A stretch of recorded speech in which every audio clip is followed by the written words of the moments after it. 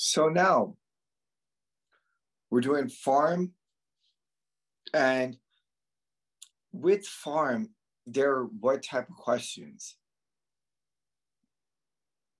Freebie, right? At the end of the day, they're going to be freebie type of questions for the most part. Maybe with the side effect, we can get into further teaching, further intervention.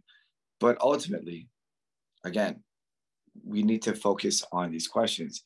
Which client outcome indicates that the drug is effective? So which one of these is saying that the question or the stem of the question is right? Nurse is caring for a client with chronic stable angina. So the nurse is caring for a client with a chronic stable angina.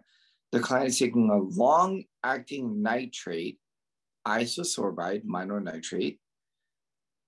How do we know this drug is effective? How do we know this drug is effective? Well, we're talking about nitrates. Have we talked about nitrates? Yeah, we have. What type of a drug are nitrates? They're a potent vasodilator. Good. So we have a potent vasodilator that we're worried about. So now, what are we concerned about when we're dealing with angina? Or how do we know it's working in this situation, right? Client's blood pressure is 128/78, heart rate is 82, or client can sleep through the night.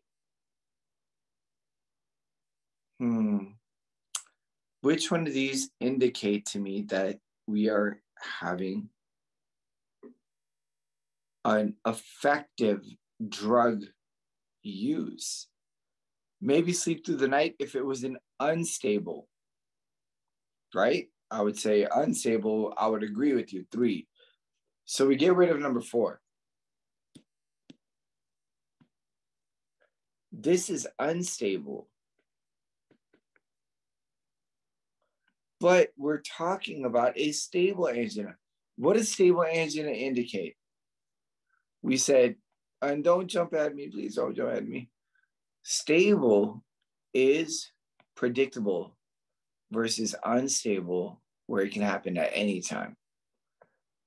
So if I was to do any type of physical exertion,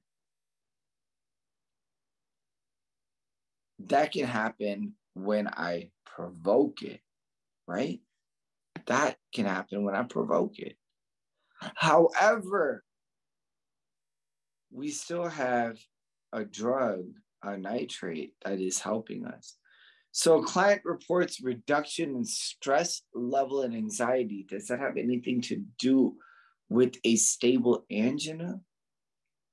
No, not yet. I would still keep 3/2. A client is able to shower, dress, and fix hair without any chest pain. That's physical exertion, right? Stable is physical exertion. So now I give them a nitrate, but wait a minute. Let's get into some Pharm real quick. How often am I going to give this pill?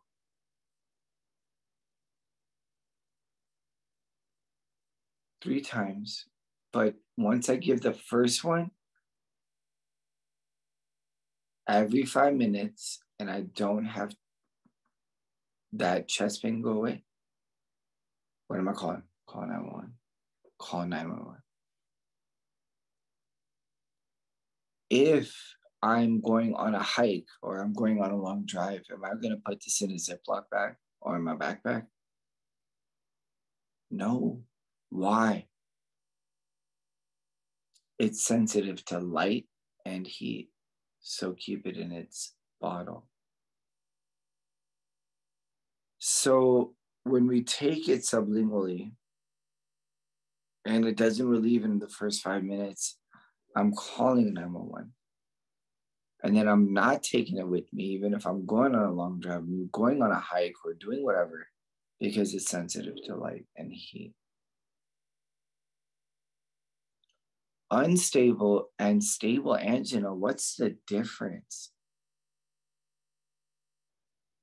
The difference is one can be elicited, right? If I was to tell one of y'all to walk up 2 flights of stairs and you're like, oh, I got chest pain, or walk a block, oh, I got chest pain. Well, that's stable because I know I just caused that. But if you're just chilling there watching TV and you're like, ooh, I got chest pain, where'd that come from? Or I was just kicking it in the room and then I'm watching TV and or I was sleeping and it came out of nowhere. Unpredictable, unstable. In either ways, we're going to give them what? We're going to give them nitroglycerin, okay? So now we've determined that this person is able to do showering, dressing, combing hair without pain,